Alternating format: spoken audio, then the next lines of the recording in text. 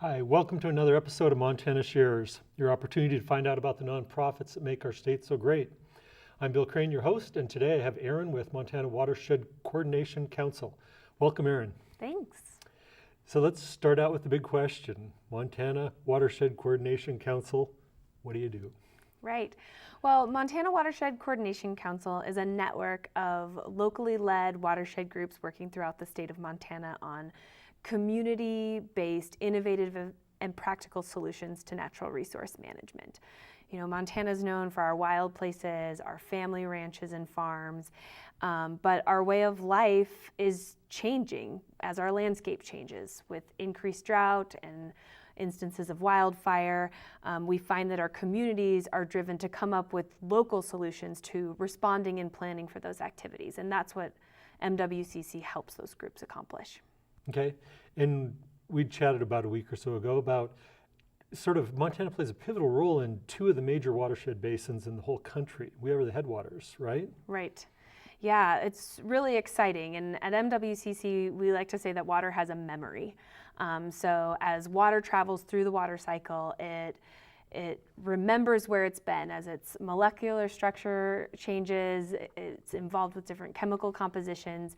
And in Montana, we are at the headwaters of both the Columbia and the Missouri and ultimately the Mississippi River. So here in Montana, where our ratio of land to water is so significant, we have a greater opportunity to contribute to the overall water quality of those larger basins by the way that we manage those lands effectively and considering the water quality and the amount of water that we send downstream.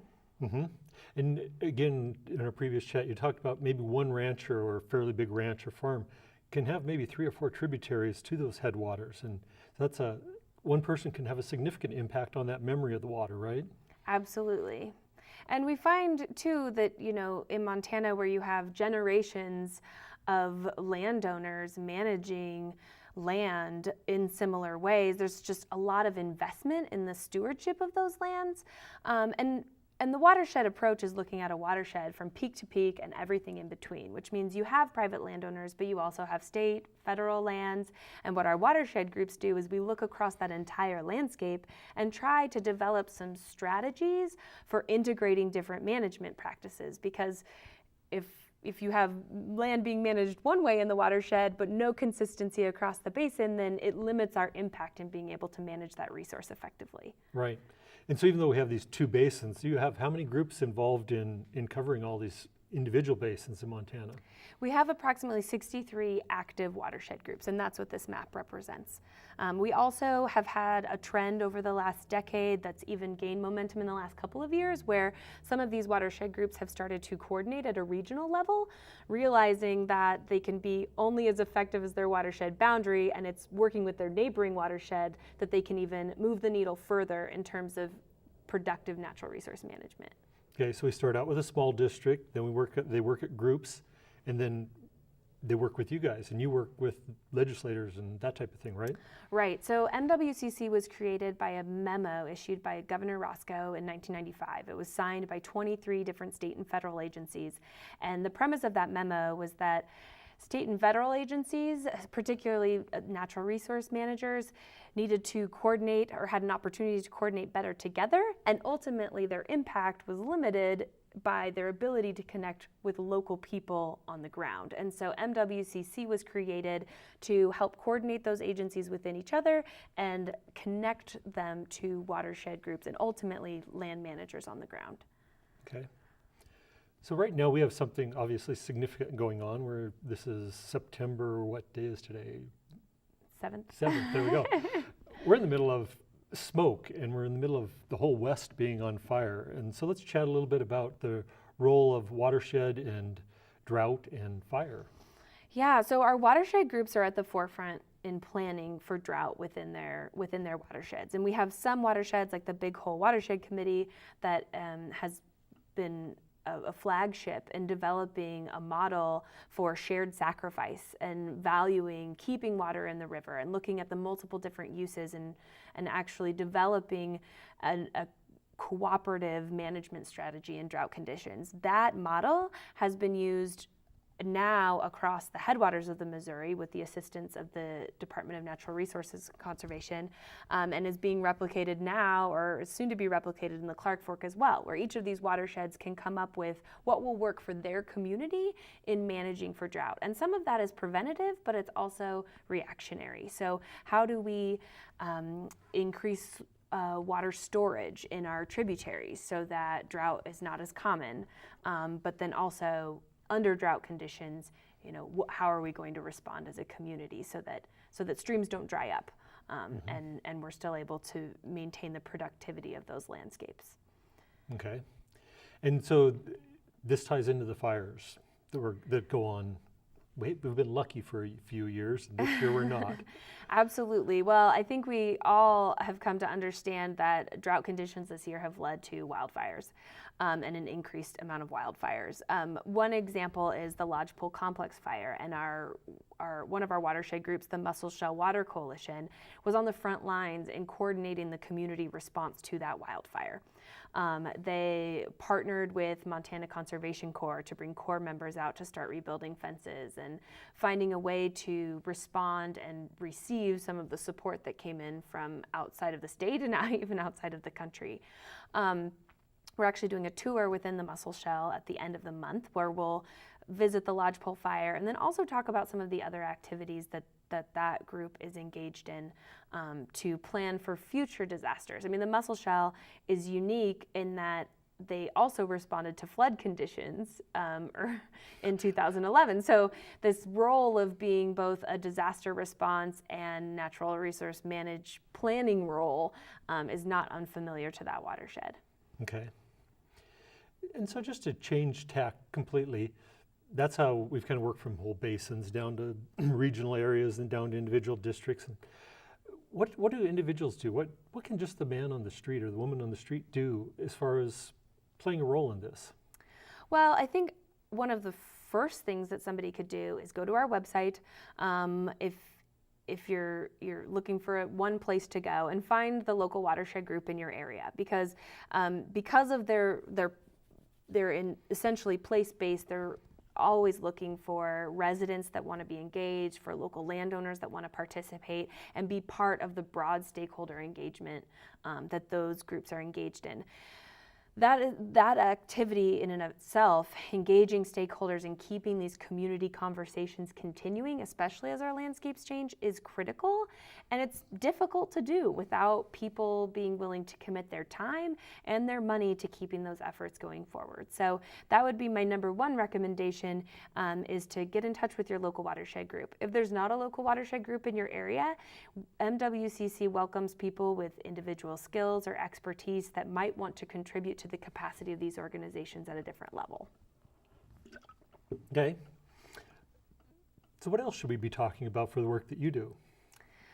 Well, I guess I could talk a little bit about how MWCC serves these groups best. That model has been evolving over the last few years. We became a 501c3 in 2013, so there's been a lot of strategic planning going on at our level to figure out, how do we serve in our role the best? And there's actually not a lot of statewide organizations like MWCC. I've done some comparative research, and MWCC is really focusing in the coming years on two significant initiatives. One is telling the stories of our watershed groups. So we have a Watershed Stories campaign that we're working on, starting with the Musselshell, where we will be highlighting individual watershed groups and talking about their successes. I think one thing that's very unique about our watershed groups is they're very solution-oriented, and that's not always news catching, to be honest. We're looking for threats and something with a sense of urgency, as opposed to being more solution and long-term minded. And so we're working on telling those stories. And then the other thing we're working on is simply growing a fund to support the capacity of these watershed groups. I mentioned how the meetings and the convening of the community is the most difficult thing to support at the community level. We work with those state and federal agency partners to leverage state and federal grant programs with private funding so that these groups can have some type of sustainable funding mechanism to continue. So those are the two areas that we're really focused on investing our effort over the next 3 to 4 years. Okay. And if people want to help you on that, they can obviously probably go to your website and figure out some way to send you money, right? Absolutely. So thank you. This year we launched a partnership program where you can actually partner with MWCC. There's different categories of partnership. There's an individual partnership, a nonprofit that might want to partner with us on a specific initiative. We have government agency partnership opportunities and also corporate opportunities. And for each of those categories, there's different benefits. There's discounts to outdoor gear, to advertising opportunities, and different things that you might want to accomplish by being connected to our network. Anybody who wants to track the work of our watershed groups or our organization, I'd encourage them to sign up for our newsletter. We put out a newsletter every 2 weeks. It's called the Watershed News. I'm busy. Yeah, I know, we do a lot. A small office and we do a lot. So you can sign up for that newsletter on our website. And it's a great way to keep track of events going on throughout the state, local watershed events, and some of the activities that MWCC is putting on. Great.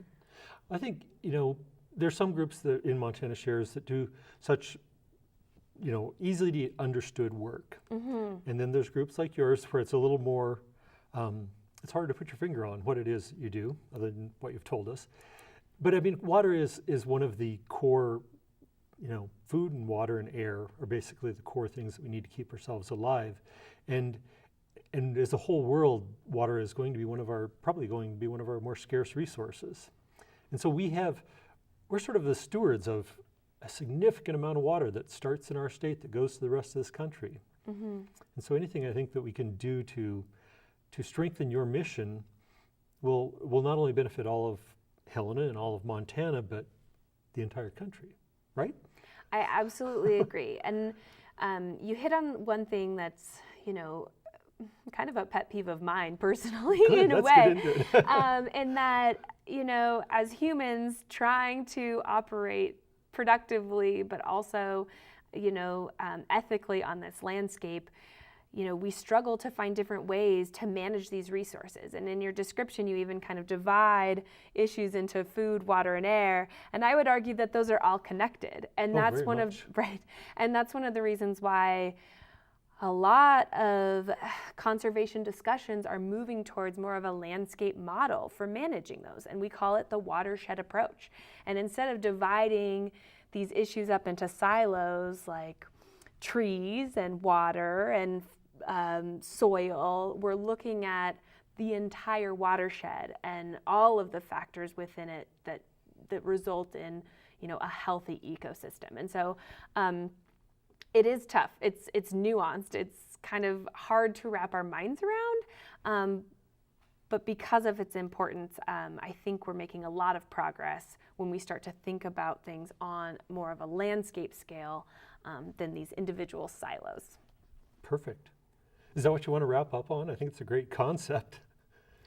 Sure, and I just encourage people to look us up. I'm flattered by your comment that we do so much. We are a small shop. It is me and one other staff person that accomplishes our programs. We try to do a lot with very little because ultimately, our success is contingent on the success of our watershed group. So just encourage people to look up their local group and keep tracking our progress. Okay, wonderful. Well, thanks for coming on the show today. And thank you guys for tuning in as always. Have a wonderful evening. We'll catch you on the next episode.